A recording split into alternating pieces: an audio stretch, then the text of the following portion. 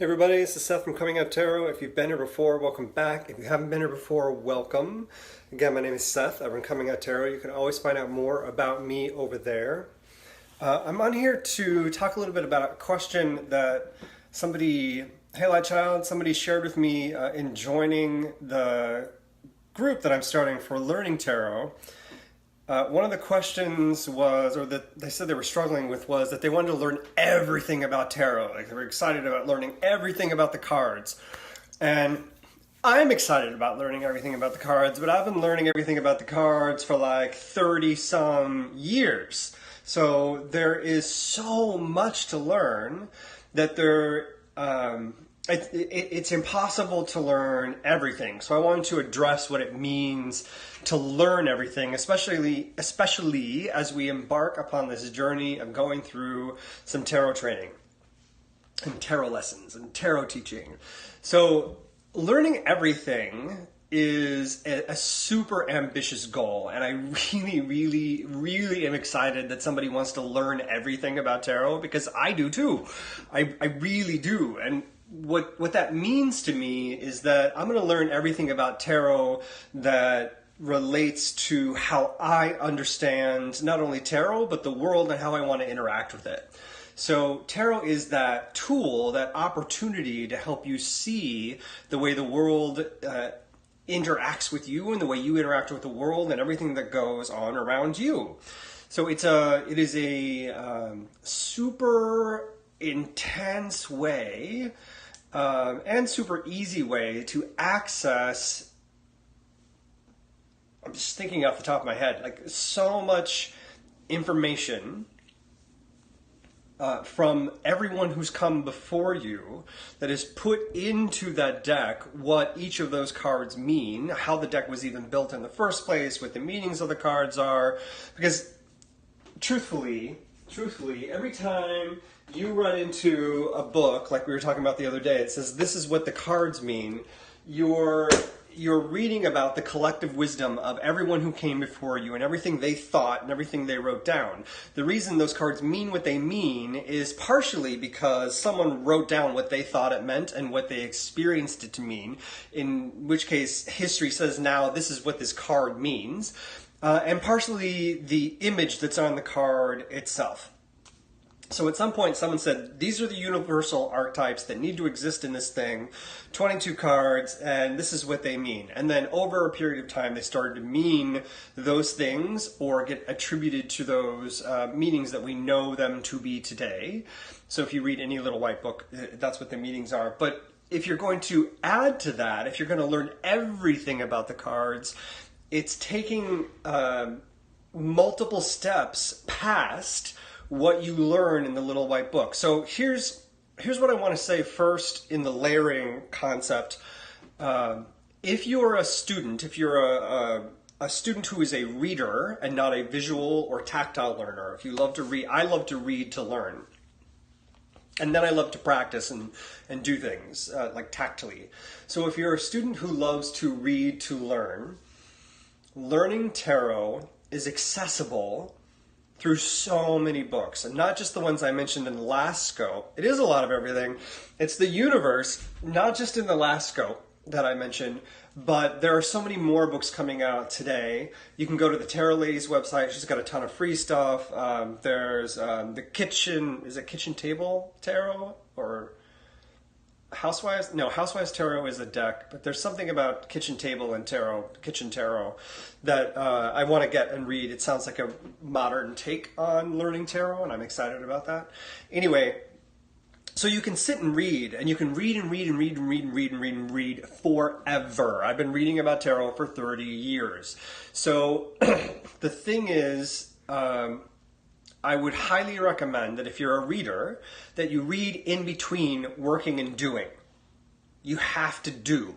If you don't play with those cards, if you don't pull them out, if you don't read for yourself or someone else, then you don't actually start to learn the meanings of the cards and what those cards mean to you.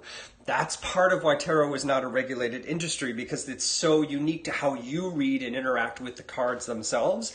That's where their true meaning comes from inside of you. The meanings of those cards are all right here and all right here. So the meanings of the cards can be passed down through literature and books, and that's like a standard potential meaning of the cards, but it's not necessarily what the card truly actually means in the moment of that reading.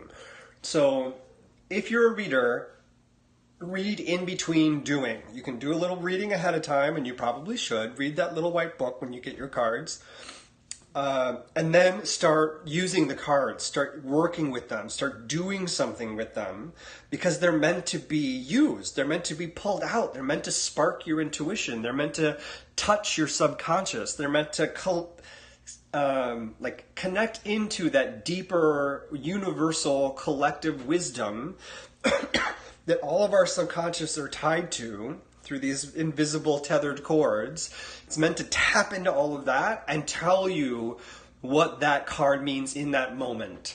So the book can tell you a lot of stuff. It can give you a lot of insight, but don't spend your life trying to memorize what those cards mean. Now I'm going to caveat that, because here's the thing. If you are someone who has an innate sense of intuition, you're going to, through regular practice with the cards and possibly through meditation if it's helpful for you, your intuition is going to spark. It's going to start to be activated, and it's going to work. It's going to work more easily. It's kind of like warming up the engine, and then it runs smoothly. If you access it more and use it more, it's going to run more smoothly. And when you're doing that, you have to do that with the cards. And that way the cards will help trigger. And there's some other things we'll talk about how to get in that space and get prepared. Because you want to turn on the trigger. You don't want it on all the time. You're just going to wear yourself out. So you want to turn it on when it's time, and then start to read with those cards and put the books away. So when someone says throw away the books, don't use the books, leave the books alone, they mean you need to do that at some point. You don't have to just get rid of them. But for other people who are truly tactile, who are learners who don't like to read to learn, or are not successful learners by reading, just be tactile. Do what you do best. And that will be your base layer. Like for the readers, the base layer is reading. And then you start working. Reading for yourself and reading for others. The next thing you might think about layering on top of that is reading for someone else instead of yourself, because then you're going to get a totally different kind of experience and feedback about what those cards mean based on the question. Then you're going to layer in questions. Questions get really tough and confusing. Some people can. Or if they touch it, or if they're near someone and it just kicks in, you'll start to learn how your intuition is turned on, how it's triggered, and how you can manage and control it the more you start to work with those cards. I have to be mindful of time because we're leaving in a few minutes. So I say all that to share that when you learn everything about the cards, or you want to learn everything about the cards, there is years and years and years of things to learn. And it's not just about the cards themselves. You're going to learn about yourself. And when you learn about yourself and how you work and how you interact with your intuition, how you interact with other people, how you interact with this in either a spiritual nature or a very non-spiritual nature, and some people do, then you're going to learn the trajectory of layer that you need to add in order to be successful when you're reading. So, hey Kendall, so that is what I want to share about layering when you want to learn everything about the cards, because you cannot possibly learn everything right away. It is impossible, and that's okay, because we all have to start at some point. We're all an unpolished piece of amber, and at some point this piece of amber gets polished and shiny.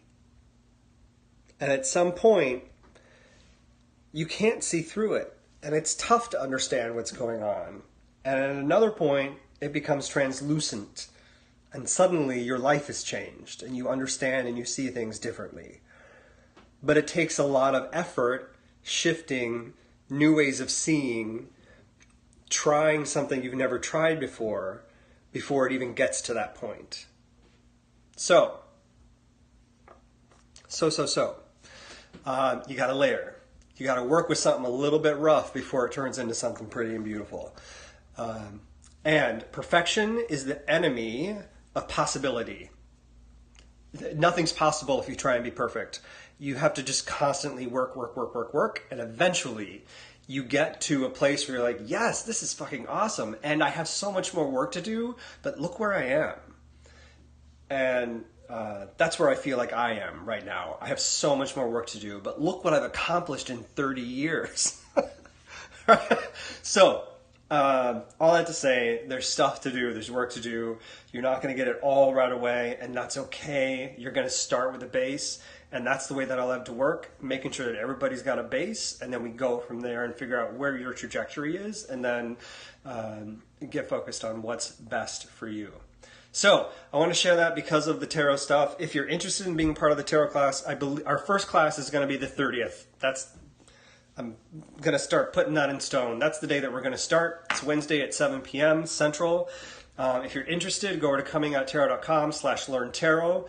It is totally free. The only thing I'm asking from you, if you're interested, is to give me feedback when I ask for it. I'm looking for feedback about what's working, what's not working, what works best for you, what's missing from the lesson, what's missing from the course, all of that stuff. So if you're interested and you're able to provide feedback, go over there and sign up. You'll get a couple emails from me. One that says, go check out this doodle poll so you can tell me which days are best in the week for you, because I'm going to start on the majority day, and right now the majority day is Wednesdays at 7 p.m.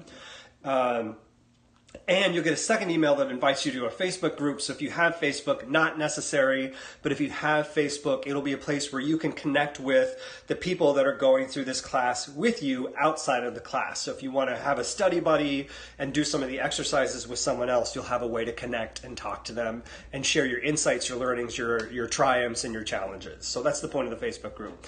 So thanks, everybody. I need to go run so we can go get some dinner. I hope you all have a good night, and I'll see you all later.